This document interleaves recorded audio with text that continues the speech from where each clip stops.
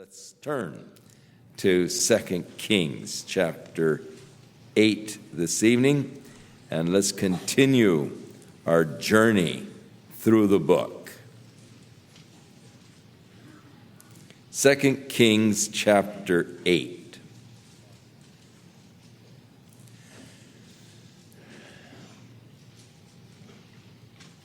When Elisha first began his ministry, there was a woman who recognized that he was a man of God. And so she provided hospitality. In fact, even had her husband build him a little room so that whenever he passed by that way, he could stop and refresh himself and could sleep there. And she just provided for him. In time, he wanted to return the favor to her, and he asked what he could do for her, and he said, "Shall I talk to the king?" She said, "No, I'm satisfied. I dwell peaceably." And his servant, Gehazi, said, "She doesn't have any child."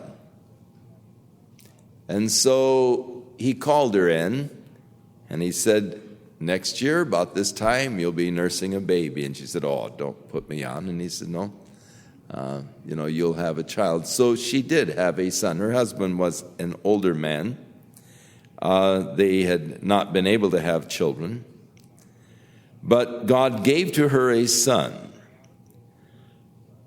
One day, the little boy was out in the field with his father, and he evidently had a heat stroke. He said, my head, and so the father had the servants rush him back to his mother, where he laid on her lap and died. And so she laid him in the prophet's chamber, and she ordered the servant to saddle the donkey, and she said, "Don't slow down unless I tell you." And so she came riding furiously to Mount Carmel, where the prophet Elisha was staying at that time. And when he saw her coming, he realized the haste and all by which she was coming. Something was evidently wrong. He sent Gehazi, his servant, out to ask her if everything is okay, and she said everything is okay. But she continued driving on, and as she came to Elisha, she grabbed hold of his feet, and Gehazi said, "Shall I cast her away?" And he said, "No, there's something troubling her, and the Lord hasn't shown me." So she said, "Why didn't I tell you, don't deceive me, when you said that I was going to have a child?" And Elisha said to Gehazi, "Take my staff and put it upon the child. Hurry." And she said, "You're going with me." So she took Elisha back, and he laid down upon the child, and God restored her son to life. An outstanding miracle. But this relationship had developed between Elisha and the family of this Shunammite woman. So that when the Lord showed Elisha that the land was going to experience 7 years of drought, he came to this woman, chapter 8, whose son he had restored to life, and he said, "Arise, and with your household go and sojourn wherever you can. For the Lord hath called for a famine, and it's going to be on the land for 7 years. So don't stay in the land of Israel. God is going to bring judgment by reason or by way of a famine. It's going to last for 7 years." And so it came to pass at the end of the 7 years that the woman came back from the land of the Philistines, where she had gone to dwell during the time of the famine, and someone had taken over her house and her property. And so she came to the king for the restoration of her house and of her land. Now, Gehazi, who was the servant of Elisha, was talking with the king. For the king had asked him to tell me about this man of God. Gehazi had, of course, you remember, gotten in trouble when Naaman, the Syrian captain, had come to Elisha to be healed of his leprosy. And Elisha sent Gehazi out to him with a message: go down to the Jordan River, dip yourself in the water 7 times, and you'll be recovered from your leprosy. And he headed back to Syria angry as could be, angry at the prophet of God for not even having the courtesy to come out and tell him himself. Sent the servant out. We've got better rivers in Damascus, and he was determined that he wasn't going to follow the advice of the prophet. But his servant said to him, look, if he had asked you to do some terribly difficult thing, you would have been glad to do it. How much more than that? He just says a simple thing: dip yourself. Why don't you? And see what would happen. And so he dipped himself in the Jordan River 7 times, and he came up. His flesh was like that of a little child. He was cured completely of the leprosy. Well, he came back to Elisha and wanted to reward him, wanted to lay a lot of loot on him, actually, gold and silver and changes of apparel. And Elisha, unlike the modern evangelist today, said, no, you keep it.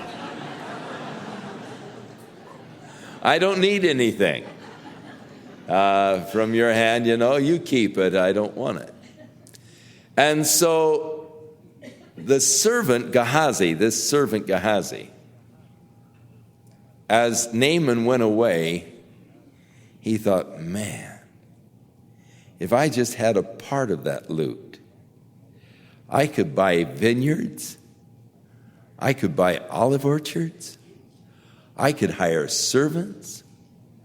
Man, I could be set up. And so he slipped away, and he went chasing down the road after Naaman. And so they saw him coming, and they stopped, and they said, is everything okay? He said, oh yes, everything is okay, except that just after you left, my master had a couple of young prophets come in who needed help. And so if you could just give a couple of the bars of gold and a couple of changes of raiment, it would help them out, and my master would appreciate it. And the fellow said, oh, here, take 4, and he loaded the gifts on Gehazi, who came back and hid them and came in to Elisha. And Elisha said, where have you been? I've been anywhere. He said, oh, as you went, did not my spirit go with you? Is this a time to receive rewards? Is this a time to buy vineyards and orchards and to hire servants? And he began to read the intentions of Gehazi, what he intended to do with this money. He said, the leprosy that was upon Naaman will cling to you. And he turned a leper, went out from the presence of Elisha. No longer a servant of Elisha, he now is talking with the king. He's become sort of an entertainer for the king of sorts. No longer is he able to actually participate in the work of God, but now he is rehearsing what God did. It's always a sign of a sad state of spiritual affairs when you have to talk about the work of God in the past tense. When there isn't that present work of God within your life that you're excited about, things that God is doing this day or this past week, the Lord has been so good. But when you have to say, well, I can remember, back in the days of the tent. Oh, those were exciting days, or, when you have to go back to find excitement in the work of the Lord. It should be something that is fresh day by day, the discovery of God's grace unto us. And so Gehazi is now entertaining the king with the stories. Tell me what this guy Elisha did. Tell me some of the stories. And so he's become an entertainer as he relates to the king the stories of the past. Well, it just so happened in one of those coincidental things, if you believe in coincidences, that as he was telling the king how Elisha had raised this boy and brought the dead body back to life, that just as he was telling the story, here came in the woman with her son, because she is wanting to get a judgment from the king that will cause the people who appropriated her property to give it back. So she came in at that very time he's telling the story, this marvelous story of the raising of the son. She comes in, and Gehazi says, "Hey, there's the woman right there, and that's her boy. That's the one I'm telling you about." And so the king asked her concerning the story. And so she related to him the same story of how God had brought her son back to life. So the king appointed an officer to see that she got back all of her property and all of the fruit of the property during the 7 years that she was gone. Now, in a typology, for those that are interested in typology, and it is an interesting subject, this woman becomes the type of the nation of Israel that will be restored by God. And when restored by God, will receive all of the fruit that it was deprived of during the years that others had appropriated her property. But Israel, even as the woman, will receive this grace and benefit because of the resurrection of the dead son. So the son, of course, being raised from the dead, becomes a type of Jesus Christ and Israel's blessings that will come to her as the result of the resurrection of the dead son. And so you have an interesting type from the Old Testament. Now, Elisha, meanwhile, we come back to Elisha now, has gone up to the capital of Syria, Damascus. And Ben-Hadad, who was the king of Syria, was told, he was sick, and he was told that the man of God, that is Elisha, has come here. He was very familiar with Elisha. He was the one who sent his captain Naaman down for the curing of his leprosy. Elisha had been revealing all of his plans of attacks against Samaria to the king of Samaria. And he thought that one of his generals was a spy, and he found out that there was a man of God in Israel who knew everything he said. And so he sent his army to capture Elisha. But instead, Elisha captured his army and delivered his army to the king of Samaria. And so he was familiar with Elisha, and they said, "Hey, that man of God is here."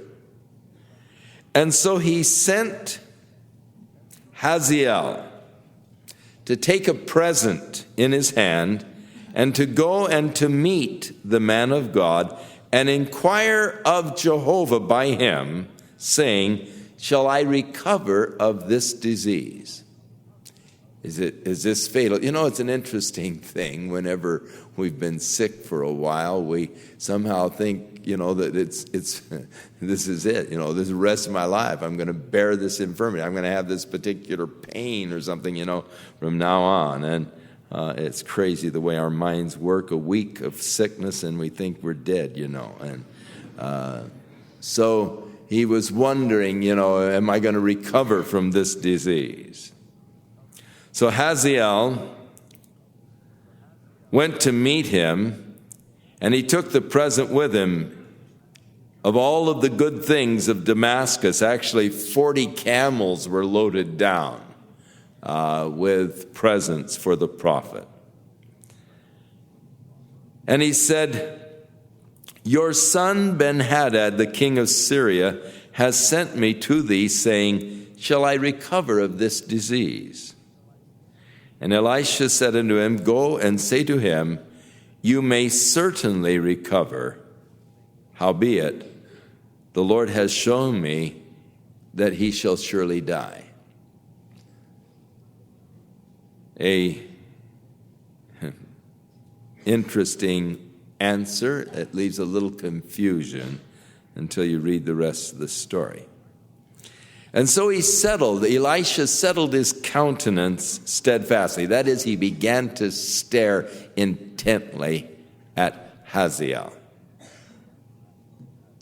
And as he began to stare intently at him, until actually it was sort of embarrassing, he then began to weep. And Hazael said, why are you weeping? And Elisha said,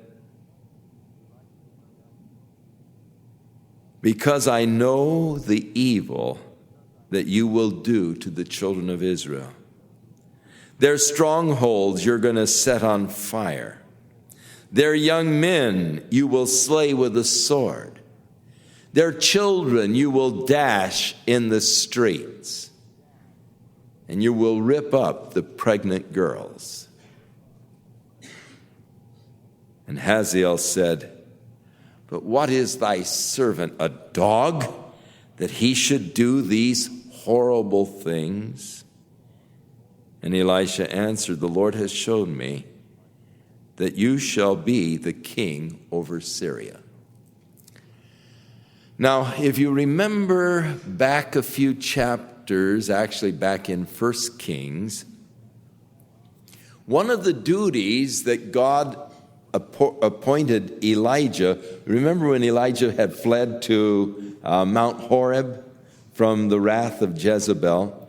And while he was there in Mount Horeb, the Lord came to him as he was standing in the cave, at the mouth of the cave, and said, what are you doing here, Elijah? And he said, I've been jealous for God, and they've slain all your prophets. I'm the only one left, and they're trying to kill me. And so the Lord finally said, look, go on up to Syria and anoint Hazael to be the king over Syria. And God commissioned him on 2 or 3 little tasks that he was to perform. We don't know, the scripture doesn't say that he ever got to Syria to anoint Hazael, but this is the same Hazael. Now Elisha is saying to him, the Lord has shown me that you are going to be the king over Syria. But the interesting part of this story is that he did not know the evil that was in his own heart. And it is difficult for us to know the evil that is in our own hearts. Given the right circumstances, given the right situation, the evil things that we are capable of doing. Though we might swear, I would never do that. And if someone would tell us the things that we are capable of doing, we would be insulted. We would be as Hazael, who said, am I a dog that I would do such things? Are you, what do you think I am, man? He did not know the potential for evil that was in his own heart. And we do not realize the potential for evil that is in the unregenerate heart of man.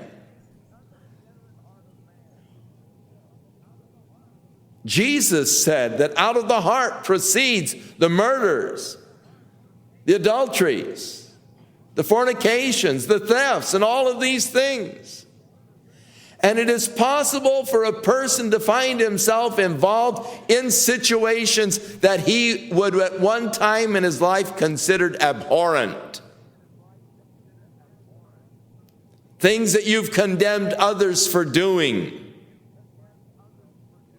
And yet you find yourself guilty of doing those very same things. It was in your heart also.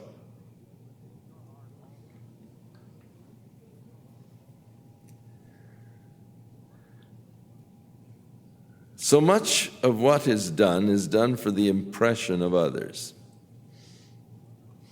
Because we do want people to think well of us. We want people to like us. We want people to respect and admire us.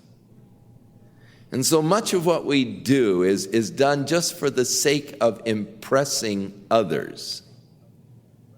But the sad thing about that is that we impress ourselves.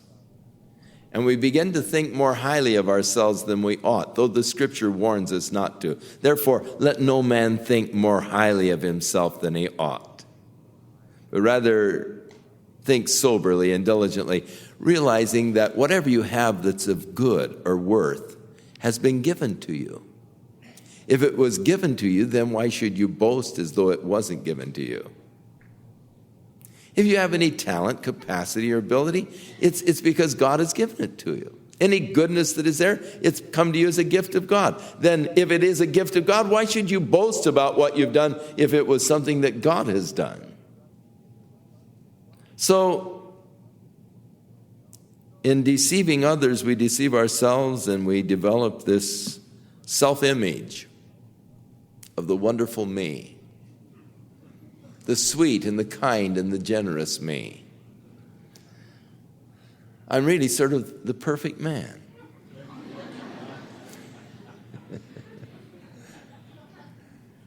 And whenever I do anything that is contrary to that image of myself, then I have a good reason for having done it. And I begin to excuse my bad temper, my bad actions. I really didn't mean to do that. That just slipped, and it was this horrible pressure. I just wasn't myself, I plead insanity, temporary insanity. It works in the courts, so you...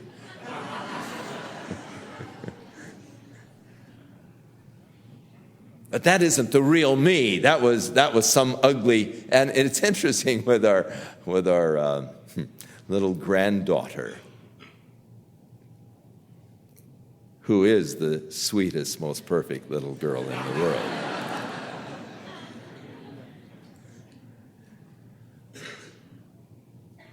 But every once in a while, she doesn't come to visit us, but Prunella comes to visit us. And Prunella is a mean little girl. And she does nasty things. She sticks out her tongue and she sasses and all of this kind of stuff. Our perfect little granddaughter wouldn't do that kind of thing. And thus it's Prunella who has disguised herself as our granddaughter who does those things.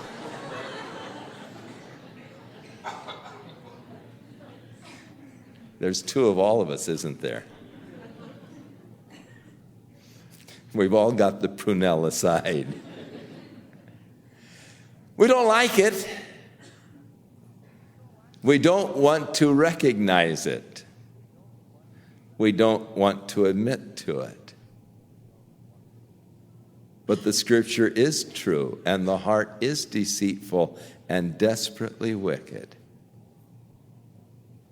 And the only hope I have is the surrendering of my heart and life to be controlled by the Spirit. And if a person, a prophet of God, could stare in our eyes and tell us the things that we are capable of doing in the flesh, we would respond to them, am I a dog that I would do such things? We would be shocked, we would be abhorred and insulted, we would be repulsed, as was Hazael. He was repulsed by these suggestions. I would dash a baby in the street. I would rip up a pregnant woman. Am I a dog? Who do you think I am, man? And yet these very things Hazael was guilty of. It was there. And the prophet could see it. And he here becomes a type of Jesus, who weeps over Jerusalem because he can see the devastation that is going to come. He saw the children being dashed in the streets. He saw the temple on fire. He could hear the screams of the people being cremated within it. And as he looked at Jerusalem, he wept because he could see. He said, if you only knew the things that belong to thy peace, but they are hid from your eyes, and now your children are going to be dashed in your streets. And he went on to tell of the horrible carnage that would take place. And so Elisha, the prophet, being able to see what was going to happen to the people of God through this man, through this instrument, through Hazael, seeing what he was going to do, he wept over the fate of Israel in the hands of Hazael. So he departed from Elisha, and he came to his master Ben-Hadad the king, who said to him, what did Elisha say? And he answered, he told me that you would surely recover. But it came to pass on the next day that he took a thick cloth and dipped it in water and spread it on his face so that he died. He suffocated him. And Hazael reigned in his stead. So already the man who was shocked the day before when the prophet suggested that he was capable of doing evil things, and am I a dog, I would do these things, in the very next day he is guilty of murder. Murders the king. Now we turn from there to the genealogies of the kings again, and here it becomes a little sticky. So I'll do my best to explain it, and you do your best to follow. We are dealing with the northern kingdom of Israel and the southern kingdom of Judah. The sticky part comes as that for a time here, both of them are going to be ruled over kings by the same name, Joram or Jehoram. The names are the same, but they are both called Jehoram and they are both called Joram. And the interesting thing is that there is a relationship between Joram and Jehoram in that they are brothers-in-law. The sister of Joram, who was the king of Israel, his sister was married to Joram, who became the king of Judah. She was one wicked gal, and we'll be looking at her in the next few chapters. In the next 2 weeks or so, we'll be looking at this woman, Athaliah, who was the daughter of Jezebel and King Ahab, and thus the sister of Joram, who was the king of Israel. So, in the 5th year of Joram, who was reigning in Israel, Jehoshaphat, being the king over Judah, Jehoram, the son of Jehoshaphat, began to reign in Judah. So his stepbrother had been reigning for 5 years in the northern kingdom of Israel. Now, Jehoshaphat, who was the king of Judah, was a fairly good king. However, he seemed to somehow be attracted to Ahab, who was an extremely wicked king. There should have really been no place of fellowship for these two guys. What fellowship hath light with darkness? What concourse hath Christ with Belial? But Jehoshaphat seemed to have some strange fascination for this horribly wicked King Ahab. And he had come up to visit Ahab. And in fact, you remember it was last week or so that Ahab said, how would you like to go to battle with me? You know, we're going to go over and try and take Ramoth Gilead back from the Syrians. And he said, you know, I am as you and my men like your men, and, you know, let's go for it. And so Jehoshaphat went to battle, and that was the battle in which Ahab was killed. And Jehoshaphat fled for his life. Well, now, in this getting involved with this wicked king, they no doubt, in the friendship that had developed between them, made this marriage arrangement, for marriage was by arrangement in those days, that, hey, look, I have a fine young son, you have a pretty young daughter, why don't we, marry the two, and then we'll be related.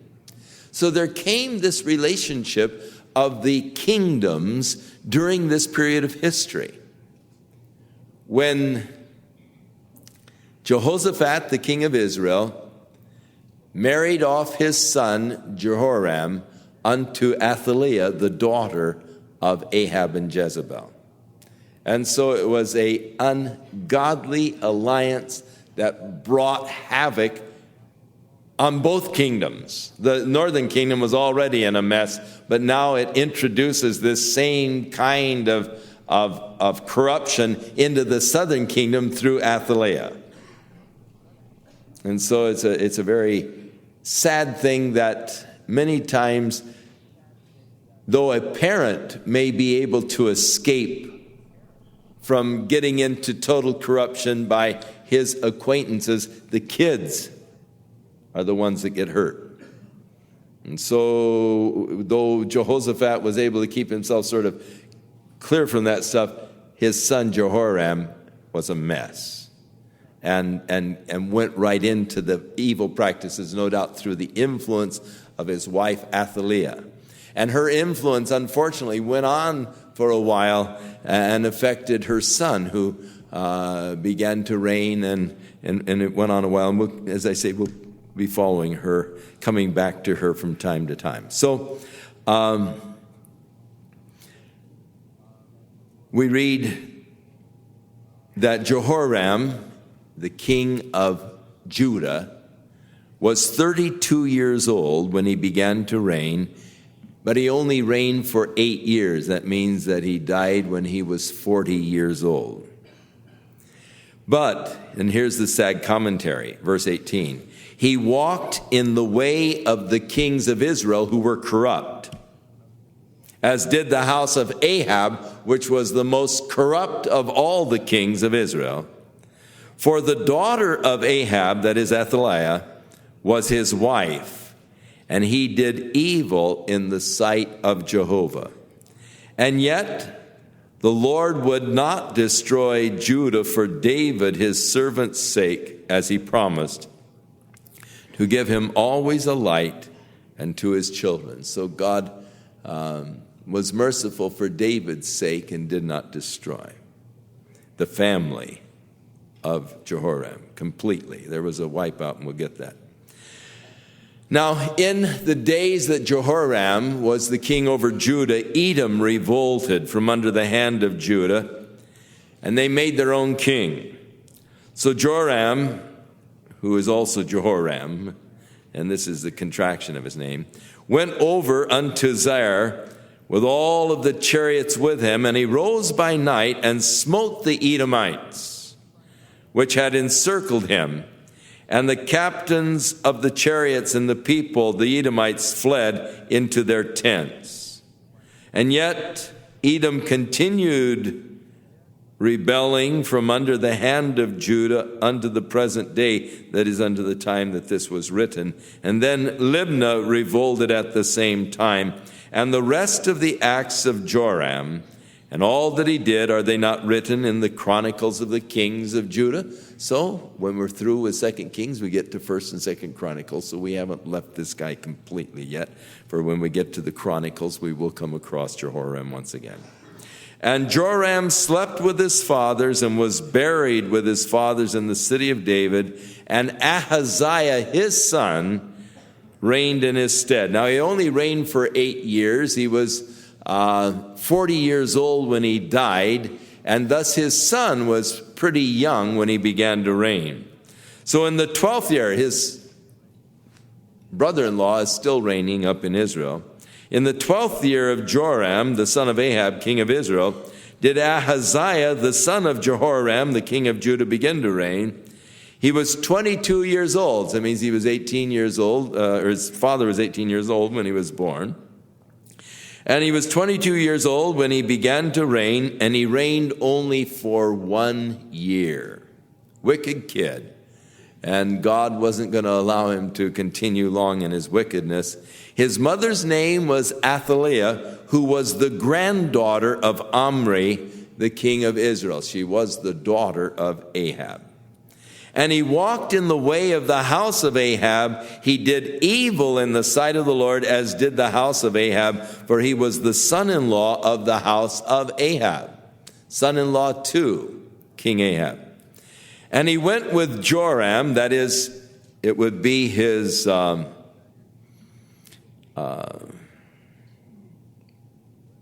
it would be his uncle. He went with Joram, the son of Ahab, to the war against Hazael, the king of Syria, in Ramoth Gilead, and the Syrians wounded his uncle Joram.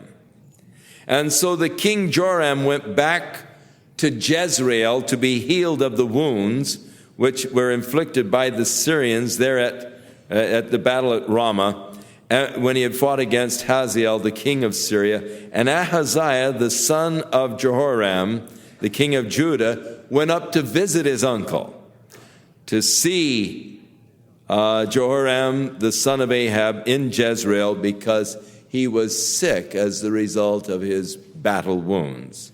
22-year-old or 23-year-old kid at this time. And Elisha, the prophet, called one of the children of the prophets unto him. And he said, gird up your loins. Now, we told you that this is they wore the long robes, and when you need to hurry on a mission, you'd pull your robe up and tie a rope around so you'd have a short skirt so you could run.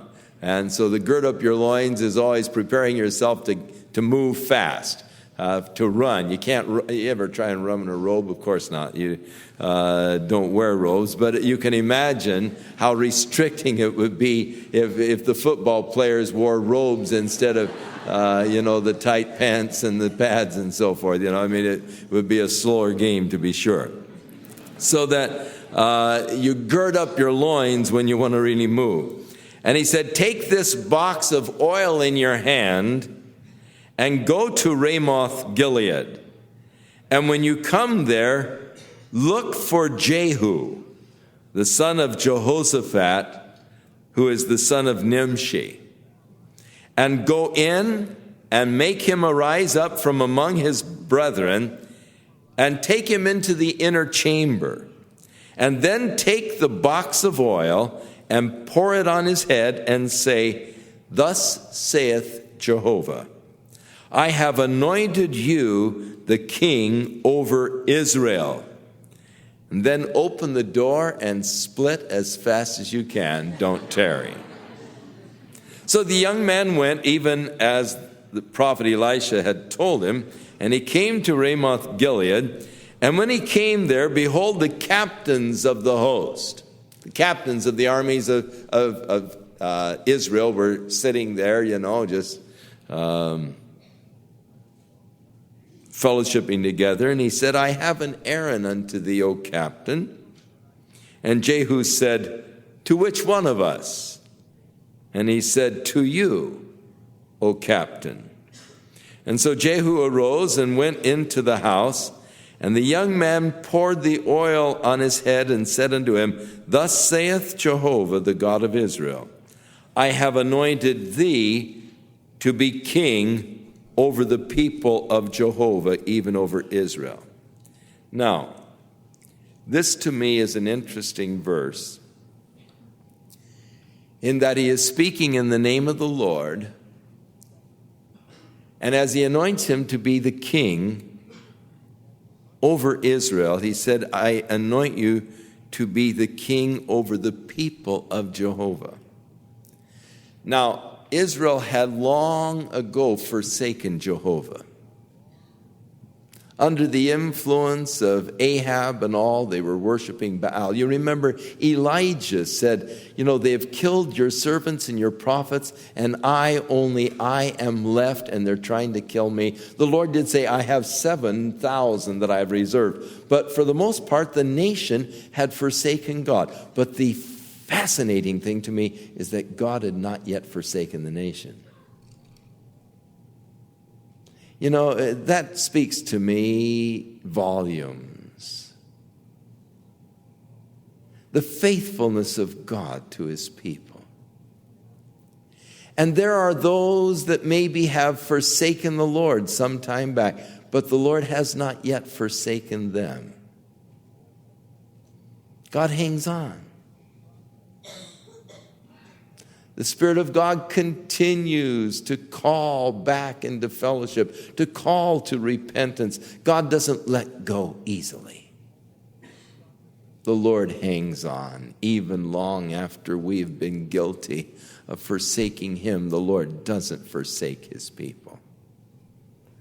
And what a beautiful thing it is to me that God still said, "They're my people. They are the people of Jehovah." Though they had forsaken Jehovah, God still acknowledged them as his people.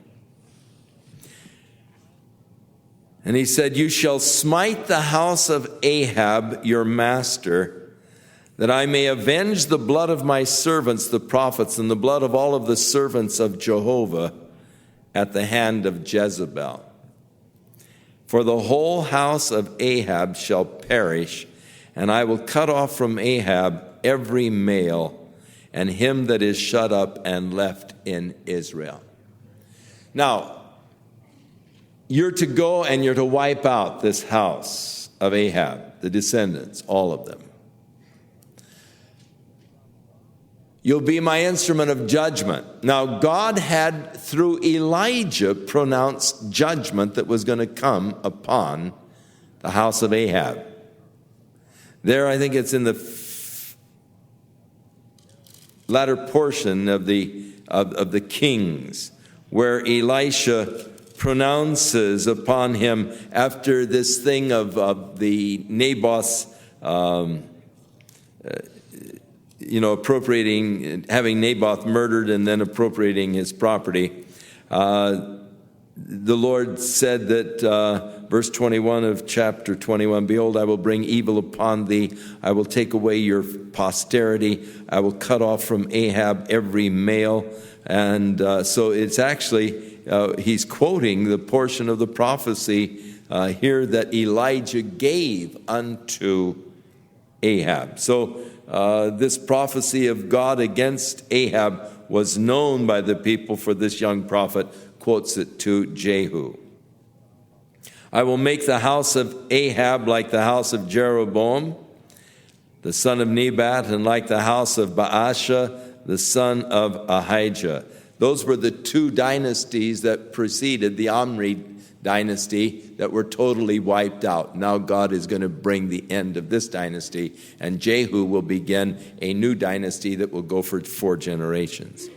"And the dogs shall eat Jezebel in the portion of Jezreel, and there shall be none to bury her."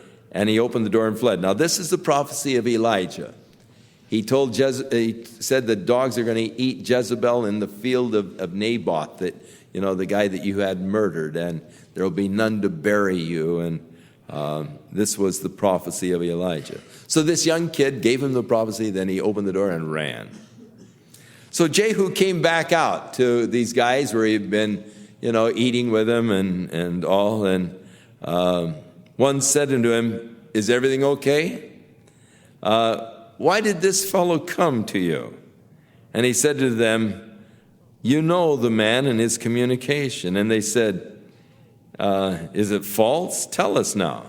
And he said, "This is what he said to me, thus and thus. He said to me, saying, Thus saith Jehovah, I have anointed thee the king over Israel." So they hurried and took every man his garment, put it under him at the top of the stairs, and they blew with the trumpets, and they announced Jehu is king. So he was coronated there by the men on the spot. So Jehu, the son of Jehoshaphat, the son of Nimshi, conspired against Joram. Now Joram had kept Ramoth Gilead, he and all of Israel, because of Hazael, the king of Syria. But King Joram had returned to be healed there in Jezreel, which was one of the palaces. And he, from the wounds that he had as a result of the battle against Hazael. And Jehu said to the fellows that were there, "Now, if it's in your mind to make me the king, then don't let anyone escape from here, and go and warn Joram and tell it to them in Jezreel what we're doing." So Jehu rode in a chariot, and he came to Jezreel, for Joram was lying there, and Ahaziah, the king of Judah, had come to visit his uncle. You remember we got that at the end of the last chapter. Ahaziah had come up to visit his uncle. And there stood a watchman on the tower in Jezreel. And he spied. He's this guy, watchman. And of course, in those days, he had the towers. They didn't have radio communications. The guys would sit there in the tower and watch for movement and action. And here he sees these chariots coming and the dust flying. And the guy looks, at them. And so there stood a watchman at the tower, and he spied the company of Jehu as he came. And he said, "I see a company." And Joram said, "Take a horseman and send him to meet them, and let him say, 'Is it peace?'" So there went out one of the guys on horseback, to meet him, and he said, "Thus saith the king, is it peace?" And Jehu said, "What have you to do with peace? Turn behind me." And so the watchman told them, saying, "The messenger came to them, but he's not coming back again." So he sent out the second on horseback. And when he came to them, he said, "Thus saith the king, is it peace?" And Jehu answered, "What have you to do with peace? Turn behind me." And the watchman told, saying, "He came even unto them, and he doesn't come back again. And the driving is like the driving of Jehu, the son of Nimshi, for he driveth furiously." In my younger days, my wife used to call me Jehu, because I drove my chariot furiously. So Joram said, "Make ready," and his chariot was made ready. And Joram, the king of Israel, and Ahaziah, the king of Judah, went out, each in his chariot, and they went out against Jehu, and they met him in the portion of Naboth the Jezreelite. They came out to meet, and it just so happened that in that field that Jezebel had taken from Naboth is where they met. And it came to pass, when Joram saw Jehu, that he said, "Is it peace, Jehu?" And he answered, "What peace, so long as the whoredoms of your mother Jezebel and her witchcrafts are so many? How can there be peace with all of the wickedness that your mother has introduced to the land?"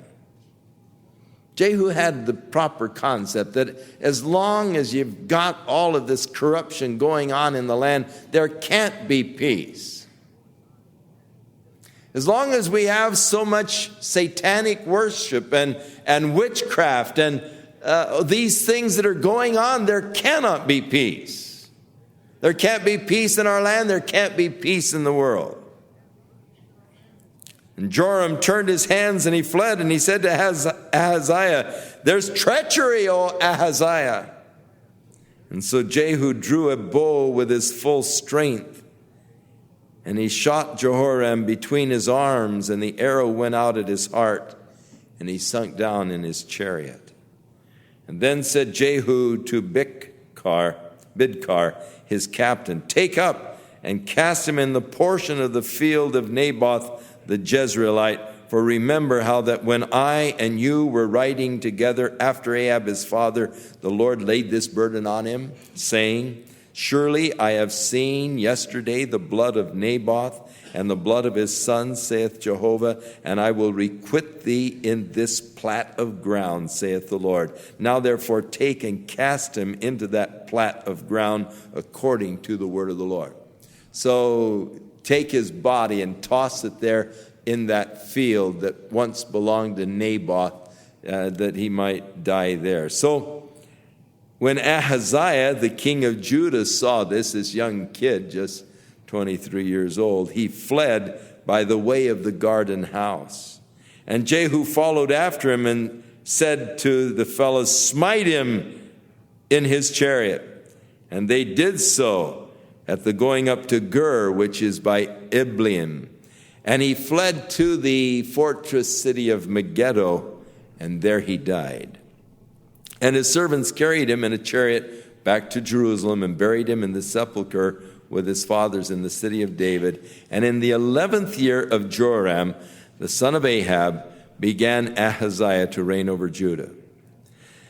Now when Jehu was come to Jezreel, Jezebel, this wicked woman who had introduced the idolatry, the worship of Baal, who had killed the prophets of God, and who had gone out in vengeance against the servants of the Lord to destroy them out of the land. This wicked woman Jezebel heard that Jehu was coming, and so she put on her makeup and fixed her hair. She painted her face and tiered her head, and she looked out the window. And as Jehu entered in at the gate, she said, "Had Zimri peace who slew his master?" Referring to a historic event that we've already covered, Zimri who had killed his master. So he lifted up his face to the window and said, "Who is on my side? Who?" And 2 or 3 eunuchs looked out at him, and he said, "Throw her down." So they threw her down, and some of her blood was sprinkled on the wall and on the horses, and he trode her underfoot. That is, he just allowed his horse to stomp her to death. And when he was come into the house, he was eating and drinking, and he said, "Go and see now this cursed woman and bury her, for she is the king's daughter." Her father was the king of Sidon, and Ethbaal was his name. And so she was a king's daughter. And so he said, at least give her the honor of a burial inasmuch as her dad's a king. And so they went out to bury her, but they did not find any more of her than just the skull and the feet and the palms of her hands. Interesting thing, when wild dogs, even to the present day, devour a body, a carcass, they don't eat the soles of the feet or the palms of the hand for some strange reason. And thus it was then, I guess, because that's all they found, the palms of her hands, the soles of her feet, and her skull. Nothing left really to... And so, wherefore they came again and told him, and he said, "This is the word of Jehovah, which he spoke by his servant Elijah the Tishbite, saying, In the portion of Jezreel shall dogs eat the flesh of Jezebel." Now, this is a fulfillment of a prophecy of Elijah years earlier. And the carcass of Jezebel shall be as dung upon the face of the field in the portion of Jezreel, so that they shall not say, this is Jezebel. You won't be able to recognize her. The dogs will eat her. So the prophecy that was made by Elijah the prophet was fulfilled literally in Jezebel be eaten there of the dogs. Now, as we move on next week, we see this fellow Jehu, some interesting traits and characteristics, but also some weaknesses that led to he could have been perhaps a great king. He wasn't because of his weaknesses, but we do see some interesting and excellent traits in this fellow Jehu. So next week we'll continue with chapters 10 and 11. Read on. Interesting reading as we continue through this sort of historic account of what was going on at this particular time. Father, thank you again for the privilege of studying the Word. And Lord, help us that we might learn from the mistakes of the past, from the events that we have studied.